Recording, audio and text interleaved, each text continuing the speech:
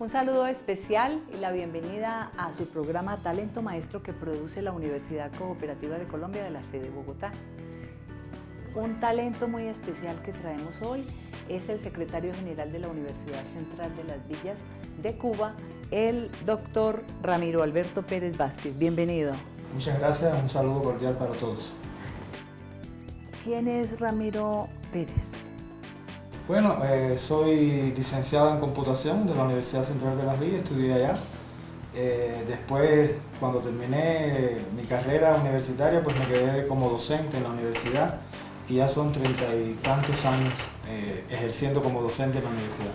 Hoy me desempeño como secretario general de la universidad, pero no he dejado mi labor docente. Sigo impartiendo docencia, incluso en pregrado, porque es lo que me gusta hacer. ¿Ser licenciado en computación es lo mismo que ingeniero de sistemas o qué diferencia hay? Bueno, en Cuba, a diferencia de algunos otros países de América Latina, tenemos una carrera que se llama licenciatura en ciencia de la computación. En mi época, soy graduado del año 1980, se llamaba sencillamente licenciatura en computación. Es una carrera de corte científico que estudia la ciencia de la computación en toda su dimensión. Nosotros en Cuba, además de ciencia de la computación, licenciatura en ciencia de la computación, tenemos otra carrera que se llama ingeniería informática. Esta quizás se parece más a la ingeniería de sistemas, que es muy común en América Latina. ¿Computación es hacer equipos, de desarmarlos, armarlos, inventar software o qué diferencia tiene? Bueno, la diferencia está en la ciencia. Pues, licenciatura en ciencia de la computación estudia la computación desde el punto de vista de ciencia. Tiene una cantidad grande de matemática, de software básico, lo que llamamos software básico.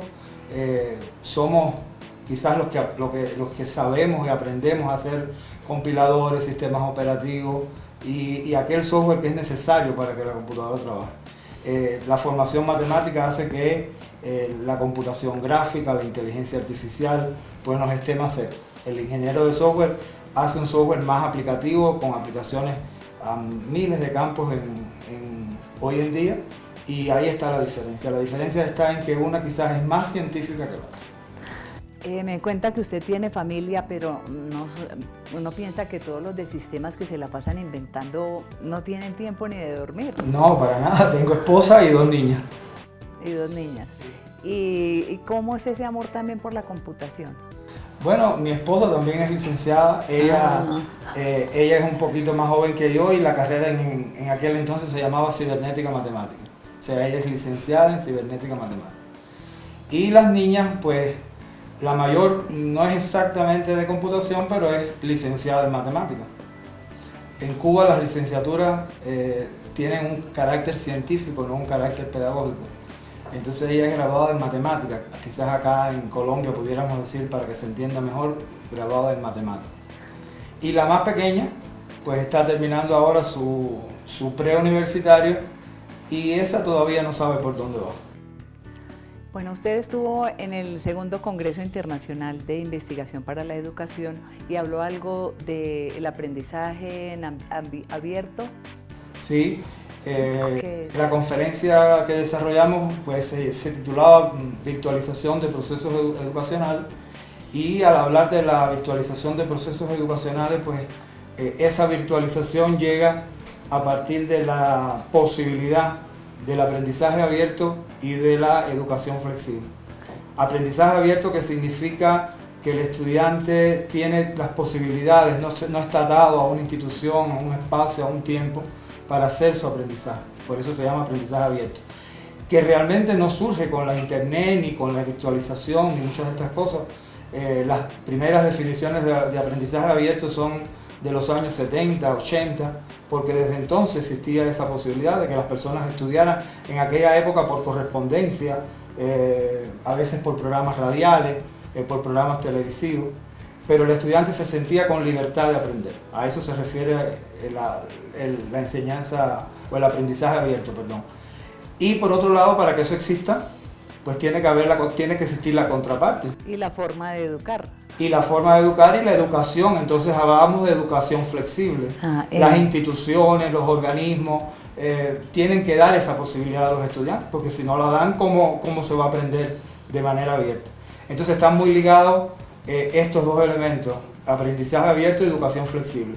E insisto, no es un problema de hoy, no son tecnologías o formas de hacer de hoy, son formas de hacer desde hace muchos años, porque la educación a distancia pues, es antigua, no es solamente mediada por la tecnología de la información y las comunicaciones, sino que es una forma de enseñanza ya de varios años.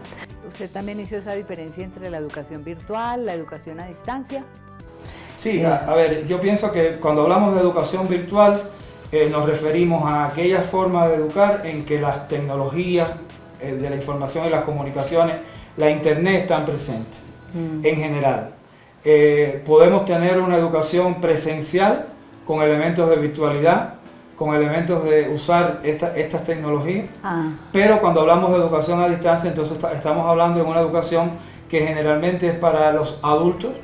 Los adultos tienen determinadas características que hacen que esa educación a distancia sea dirigida propiamente a ellos, y entonces pues hablamos de educación a distancia y hablamos de las diferentes modalidades de educación a distancia. Y la tercera forma con la que usted diferenció en su ponencia fue todas las learning que hay, y entonces ya ahí quedamos por fuera un poco los adultos que estamos aprendiendo. ¿Cómo es eso y las plataformas que se usan, cuáles son?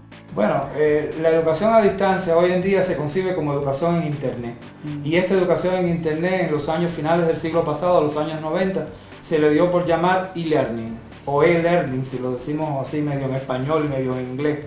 E-learning por electrónico, o sea, aprendizaje electrónico o algo así, donde se colocan materiales en internet, en las redes, y los estudiantes son capaces de aprender. Son capaces de aprender con plataformas, con herramientas que nos permiten hacer eso, y a eso es a lo que se le llama plataformas virtuales de aprendizaje. Se ha desarrollado a partir de esa idea del e-learning muchísimas variantes después.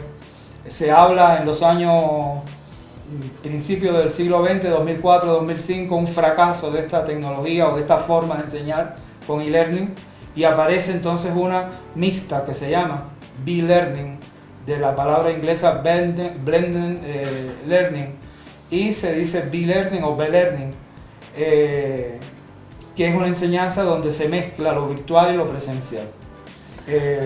Incluso ahora, hoy en día, pues ya hablamos de un M-learning, donde entonces la tecnología móvil, en toda su dimensión, celulares, móviles, tabletas, iPad,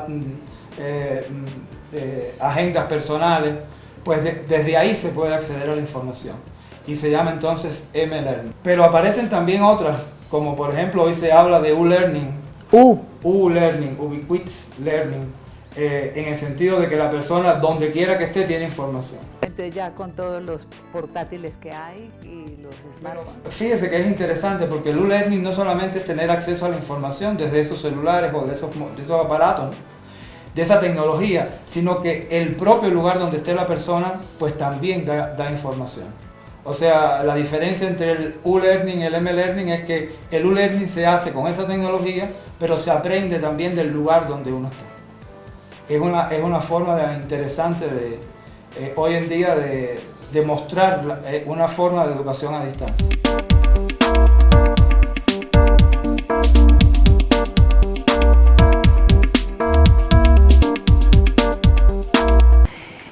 Continuamos con Talento Maestro, con el invitado especial, un maestro del área tecnológica, las TICs, que es de lo que estamos hablando en estos días a raíz del segundo Congreso de Investigación para la Educación.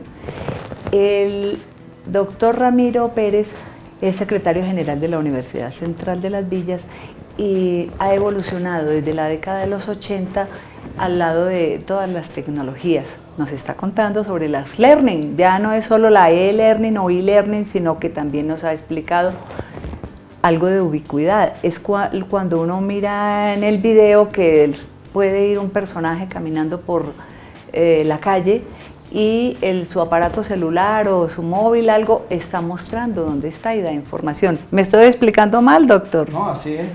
¿Cómo es la U-learning? La U-learning se parece, o es una evolución, pudiéramos decir, de M-learning, pero la persona aprende también del lugar donde está. O sea, no solamente es usar la tecnología móvil en sentido general, sino aprender también, tener información de ese lugar donde está. Por eso se habla de ubicuidad. El lugar es algo importante en el aprendizaje.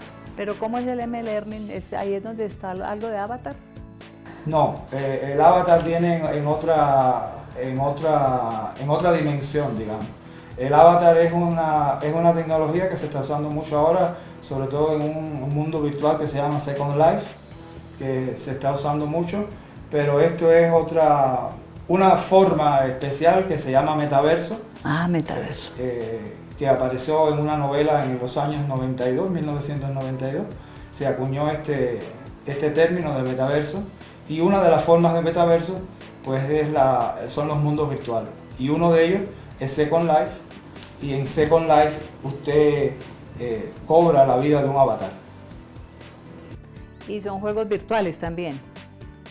El mundo virtual no es un juego exactamente. O sea, usted se hace de una personalidad en ese mundo, sí, y con esa personalidad usted intercambia con los demás, puede ir a un aula y aprender, puede estar un maestro allí que le está enseñando, compra, vende, hace la vida, digamos, cotidiana que puede tener un ser humano. O sea, no es exactamente un juego virtual, se llama mundo virtual. Mundo virtual, muy bien, doctor Ramiro, vamos aclarando. La pedagogía, la docencia, el enseñar con la tecnología, no hay que asustarnos a que de pronto el niño o el joven o ya el adulto se envicie. Yo pienso que hay que hacerlo bien, o sea, la tecnología hay que usarla bien para realmente lograr que se puedan obtener cosas y se puedan obtener frutos desde el punto de vista pedagógico, de aprendizaje, etc. Este mismo problema del Second Life es una cosa muy en moda hoy en día, y los maestros debíamos usarlo y usarlo bien. Se pueden preparar clases, se pueden hacer diferentes elementos en que el maestro también participe en ese mundo virtual, el maestro también dé clases en ese mundo virtual, y entonces, bueno, pues usamos esa tecnología, no hay que tenerle miedo. Hay una española joven que decía que la primera cosa que uno tiene que hacer cuando enfrenta un proyecto de este tipo es perder el miedo. No tener miedo, no tener miedo, hay que usarlo. Los que somos un poquito ya mayores, los que hemos llegado más tarde a las tecnologías, pues tenemos que perder el miedo para poder usarlas, para poder llevarle a nuestros estudiantes todo ese saber que uno va acumulando, pero con esas tecnologías que se pueden hablar muchísimas cosas, pero evidentemente ayudan a que este proceso sea mejor. Creo que me fui al avatar y nos saltamos el P-Learning. P-Learning es una forma también de enseñanza a distancia en que se trata de que de esos materiales que se le lleven a las personas, de que eso que se está enseñando sea un poco personalizado, sea un poco dirigido a lo que necesita una persona, un grupo de personas en un momento determinado. Yo pienso que desde el punto de vista del maestro es mucho más difícil, porque usted tiene 100, 50, 60, 100 estudiantes, y personalizar ese conocimiento pues es mucho más complicado, pero bueno, es un reto que tenemos los maestros. Ustedes en Cuba, tengo entendido que en todas las aulas cada estudiante tiene su terminal de computación, pero hay otros lugares, de pronto los países donde ha visitado, en el campo, el profesor está con los estudiantes y un solo computador o dos. No, pero en Cuba tampoco tenemos esa situación tan buena como usted dice. ¿No? En todas nuestras escuelas sí hay, nosotros le llamamos laboratorio de computación, un salón de computadoras. Las universidades también están dotadas de laboratorios y de salones de cómputo. No llegamos a tener esa situación como usted la ha dicho. Pero yo pienso que el problema es, en Cuba nosotros tratamos de usarla creativamente. Nosotros tratamos de que el estudiante desde la primaria, desde los primeros grados, se vayan familiarizando con la computadora, vayan aprendiendo y vayan interactuando con ella, con software educativos que tenemos en la primaria, en la secundaria, etc. Bueno, entonces el profesor no necesariamente tiene que estar en la clase todo el tiempo, o cómo serían las clases modernas, es lo que se ha estado tratando. las tecnologías al servicio de la pedagogía, de la educación y en todos los niveles de la formación del ser humano. Yo pienso que con eso no podemos dar receta. Pienso que hay muchas formas de hacerlo. El maestro tiene que ser muy creativo. El maestro tiene que saber cuándo usar, en Cuba nosotros decimos el pizarrón, cuándo usar el pizarrón, cuándo usar un medio técnico, qué hacer para que el estudiante aprenda mejor con una tarea donde la búsqueda en internet o la búsqueda de determinados materiales sea importante. O sea, que pienso que la creatividad del maestro es fundamental en esto. No creo que haya nadie que pueda decir cómo hacer esto. Lo que yo sí creo que hay que usar las tecnologías. Usar las tecnologías y incluso yo pienso que cuando, por ejemplo, en mi experiencia personal, doy una asignatura al primer año de la carrera y todos los años es distinto. Todos los años el grupo que me llega es diferente. Por lo tanto, uno tiene que crear cada año cosas diferentes y lo que me funcionó un año, el otro año empiezo a probarlo y no funciona. Entonces, esa creatividad del maestro no se puede perder.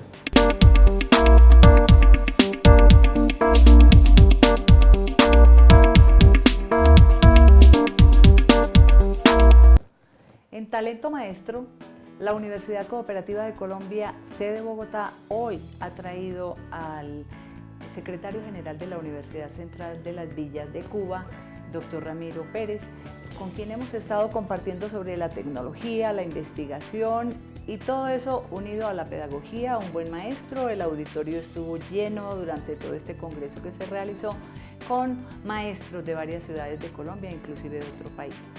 Ahora, ¿cómo es esa investigación para, yo creo, he oído permanentemente que se hacen inventos y se moderniza la tecnología segundo a segundo en el mundo y se están patentando inventos? ¿Cómo hace usted o cómo hizo usted para prepararse para este congreso? A ver, el congreso para mí fue un reto, porque yo no, en Cuba nosotros tenemos, todos los profesores universitarios tenemos que investigar, y uso la palabra tenemos así con todas las letras. No se concibe un profesor universitario que no participe en una investigación. Mi línea de investigación no es la informática educativa ni el software educativo. Yo soy investigador en otra rama. Mi línea de investigación son las bases de datos. Pero amo la pedagogía, amo el enseñar, y por lo tanto cuando me invitaron a este congreso, pues claro que lo acepté porque he ido. Soy de la rama de la computación, no me quedan lejos las tecnologías de la información y la computación y la comunicación, perdón, y he estado al tanto de estas cosas. He estado siempre leyendo, quizás la palabra no es investigar, pero leyendo, preparándome, tratando de usarlo lo mejor posible. Pero de cualquier manera, cuando tuve esta responsabilidad, pues hubo que prepararse, hubo que leer, repasar algunos autores que son clásicos, algunos autores que han hablado sobre esto de una manera quizás más precisa, más formal, para poder comentar y para poder transmitir también nuestras experiencias. Bueno, usted ama la pedagogía, ama el enseñar, recomienda que no haya tecnofobia, o sea que los maestros o profesores o educadores, como les llamemos, no teman involucrar las TICs a su aula de clase. ¿Qué más le recomienda usted al maestro? A ver, si usted me permite, puedo, como parece que esto ya estamos terminando, puedo terminar con la misma, no con la misma porque no me la sé de memoria, pero con una frase con la que terminé mi conferencia. Y yo decía que un mal maestro no mejora con las tecnologías. Pero que un buen maestro con las tecnologías puede hacer maravillas. Maravillas. Esa es mi recomendación. Eso está muy bien, muchas gracias. Y nosotros pues escuchamos en el Congreso muchas otras intervenciones de bastantes investigaciones. ¿Le llamó algo la atención? ¿Le aportó algo? Yo pienso que fueron muy interesantes. Se presentaron un grupo importante de ponencias, que muchas son resultados de trabajos de investigación, trabajos finales de maestría, en la maestría de informática aplicada a la educación, en la maestría de pedagogía de acá de la universidad. Me disculpan, pero no me sé el nombre completo de la maestría, pero bueno, tiene que ver con la línea educativa. y realmente hay trabajos muy interesantes donde se aplica la tecnología. Hemos oído desde el preescolar hasta la universidad, desde la matemática hasta la música, a las artes plásticas, al folclore, y pienso que hay un gran grupo de trabajos interesantes en toda esta rama. De todos hubo, incluyendo el trato para las etnias diferentes. Sí. Ahí está involucrado el folclore. Muchas gracias y seguimos. El reto es trabajar con las tecnologías, educarnos con ellas, crecer con ellas y hacer las cosas bien. Gracias.